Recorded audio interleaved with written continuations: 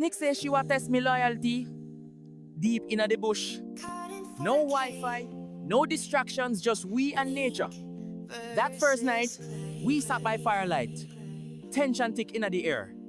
She looked upon me serious and asked, Clyde, would you still love me if no phone rang? If there was no money? Me answer slow. Every answer, she watched like a hawk. Next day, she gave me tasks. Bring water from the river. Walk through muddy paths, sit in silence for an hour. Me sweat not from heat, but from die pressure. Then, she give me the final test. Stand up in that clearing and wait. Sunday set, cricket start sing. Me heart beat like drum. Me nearly give up. Then she step out and whisper, "You're still here."